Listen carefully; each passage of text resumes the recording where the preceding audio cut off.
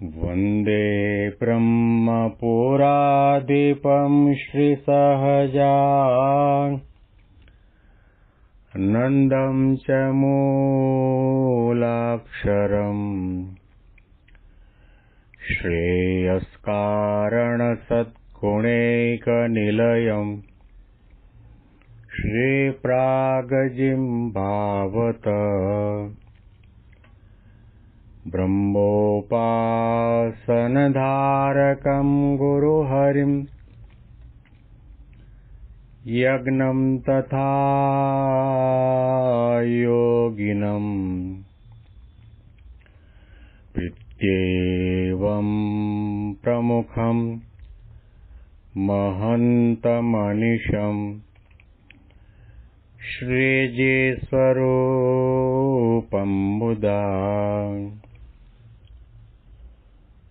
મહિમાનો મહિમા પ્રવચન માળામાં આજે 12મી એપ્રિલ 2025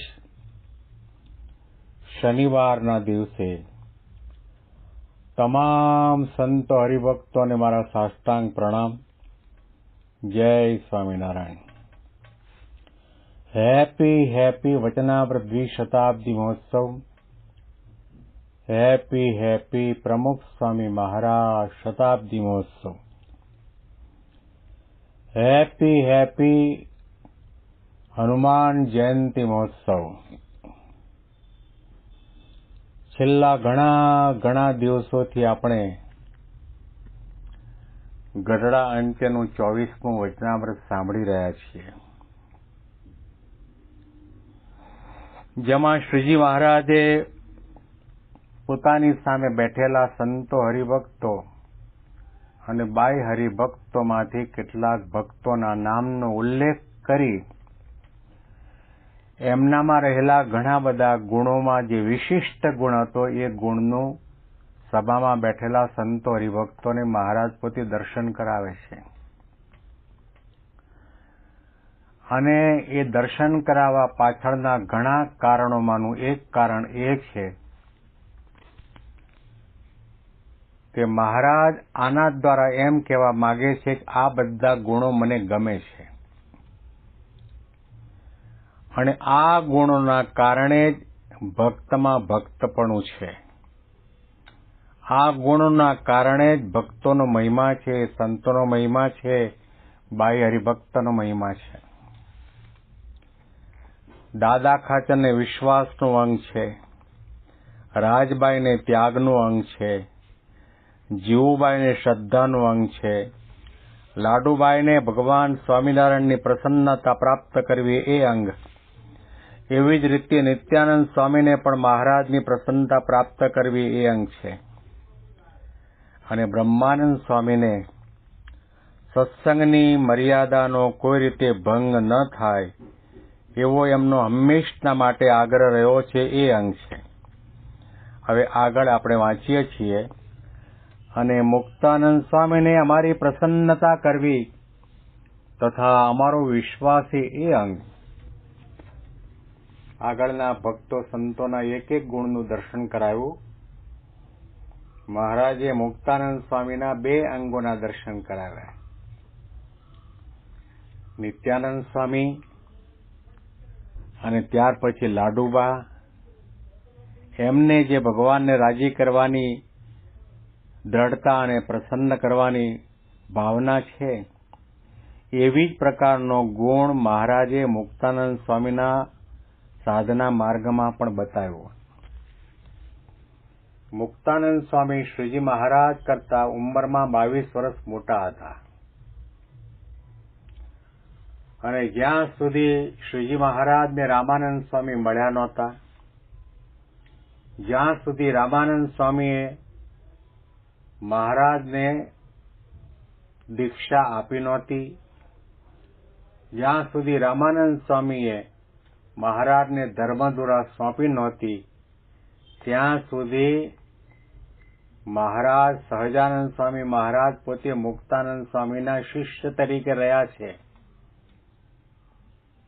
પરંતુ જ્યારે રામાનંદ સ્વામીએ ધર્મધુરા સોંપ્યા પછી સભામાં બેઠેલા પોતાના શિષ્ય મંડળ, સંત મંડળ, હરિભક્ત મંડળને કહ્યું કે હું ઘણા વખતથી કહેતો આવ્યો છું કે ડુગડુગીનો વગાડવા વાળો છું, અને ખરા ખેલના ભજવનારા તો હવે આવશે. એ વાતનો ઉલ્લેખ કરીને જાણપણું આપ્યું કે હું તમને કહેતો આવ્યો હતો કે ખરા ખેલના ભજવનારા ભગવાન પુરુષોત્તમ નારાયણ આ સહજાનંદ સ્વામી છે. જેવી રીતે તમે સૌ મારી આજ્ઞામાં રહેતા હતા એવી રીતે તમારે સૌએ આ નાના એવા સહજાનંદ સ્વામીની આજ્ઞામાં રહેવું. અને ત્યાર પછી મુક્તાનંદ સ્વામી મહારાજને ગુરુ માને છે, ભગવાન માને છે, ઈષ્ટદેવ માને છે. અને મુક્તાનંદ સ્વામીને જ્યારે નિશ્ચય થઈ ગયો કે આ સહજાનંદ સ્વામી કોઈ સામાન્ય તત્વ નથી, એ પરબ્રહ્મ પુરુષોત્તમ નારાયણ છે. પ્રગટ ભગવાનમાં પ્રતીતિ આવવી એમાં ઉંમર પણ બાદ પડે છે. ઉંમરના કારણે આપણી ઉંમર મોટી હોય ને પ્રગટ ભગવાનની ઉંમર નાની હોય ત્યાં પણ ઉંમર વિક્ષેપ કરે છે. અથવા તો વિદ્વતા પણ આડી આવે, લોકલાજ પણ આડી આવે, સમાજની પ્રથા અને પ્રણાલિકા જે ચાલતી આવતી હોય એની પણ આડ આવે, શાસ્ત્રની તંતી પણ આડી આવે, અને આપણી બુદ્ધિ પણ તર્ક કરે કે આને ભગવાન કેમ કહેવાય. મુક્તાનંદ સ્વામીને થોડા સમયના માટે એવો ભાવ રહ્યો હતો, પરંતુ જ્યારે રામાનંદ સ્વામીએ દર્શન આપી અને મુક્તાનંદ સ્વામીને કહ્યું, સ્વામી તમે કેમ ભૂલા પડ્યા? હું ઘણા વખતથી કહેતો આવ્યો છું, પ્રસંગે કહેતો આવ્યો છું, અને ધર્મદોરા સોંપી ત્યારે પણ મેં કહ્યું કે હું તો ડુગડુગી વગાડવા વાળો છું, અને ખરા ખેલના ભજવનારા આ સહજાનંદ સ્વામી ભગવાન પુરુષોત્તમ નારાયણ છે. અને રામાનંદ સ્વામીએ સ્વપ્નમાં દર્શન દીધા નહીં, પ્રત્યક્ષ દર્શન દીધા, અને પ્રતીતિ આવી ગઈ. જ્યાં સુધી પ્રતીતિ નહોતી આવી ત્યાં સુધી રામાનંદ સ્વામીની ગાદી ઉપર રામાનંદ સ્વામીની પાદુકા પધરાવવામાં આવતી અને બાજુમાં મહારાજ બિરાજમાન થતા.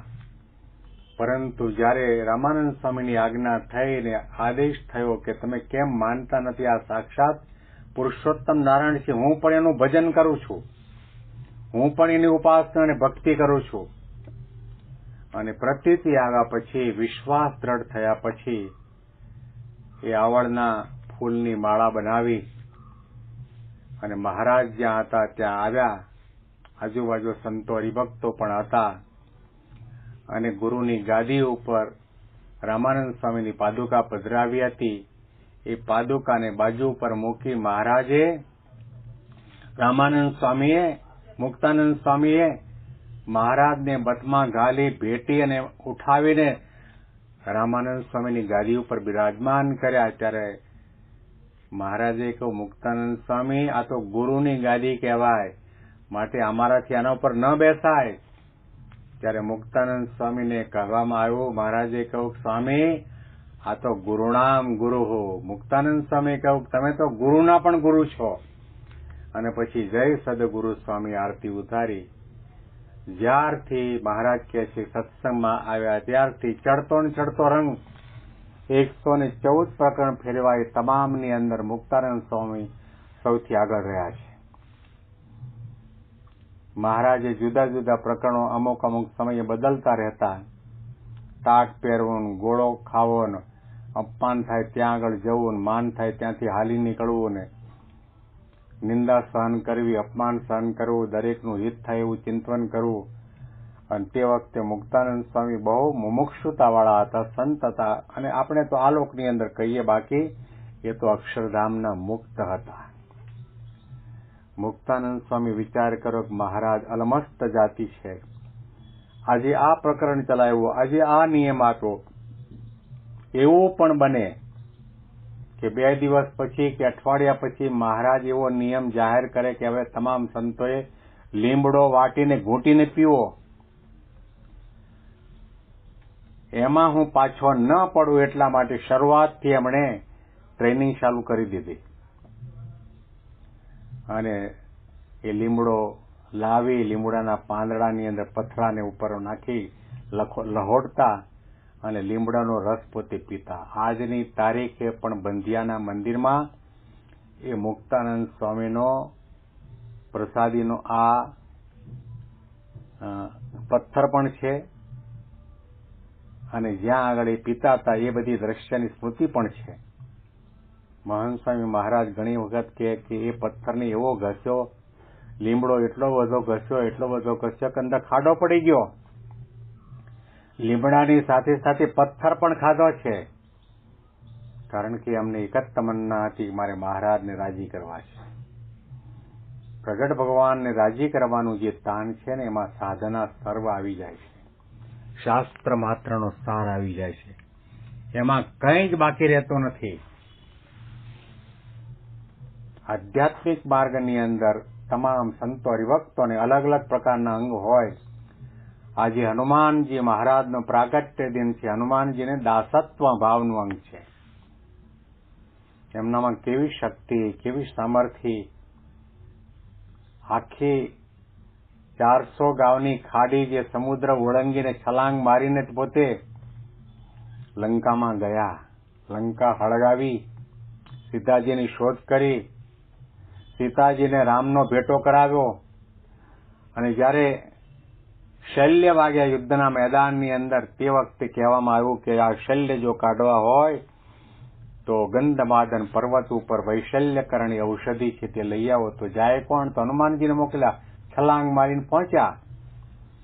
ત્યાં ગયા પછી એમણે વિચાર કર્યો કે આમાં આપણે વૈશલ્યકરણી ઔષધિ તો શોધી લાવ્યો, પણ એ લઈ ગયા પછી ત્યાંનો વૈદ્ય એમ કે હવે બીજી ઔષધિ લાવવાની બાકી છે, ફરીથી ધક્કો ન થાય અને આ શૈલ્ય નીકળી જાય એવો પ્રકારનો વિશુદ્ધ હેતુ રાખીને હનુમાનજીએ ભગવાન શ્રી રામનું બળ લઈને, નામનું રટણ કરીને આખો પર્વત ઊંચકીને લંકાના મેદાનની અંદર મૂક્યો. આવું પ્રકારનું કાર્ય કરવાવાળા એ પોતાની જાતને એમ જ માનતા આવ્યા છે કે શ્રી રામ દૂત હનુમાન, હું રામનો સેવક છું, રામનો ભક્ત છું.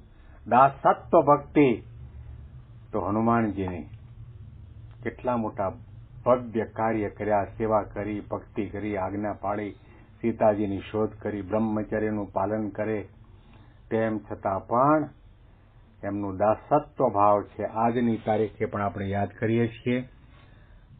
તો એમના જીવનની અંદરથી આપણે દાસત્વ ભાવ સિદ્ધ કરીએ.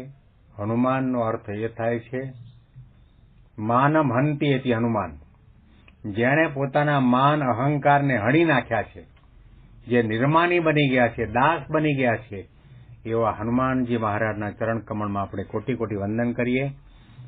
આ મહિમા પ્રવચનમાળામાં વિશેષ વાતો આપણે આવતીકાલે સાંભળીશું. તમામ સંતો હરિભક્તોને મારા સાષ્ટાંગ પ્રણામ.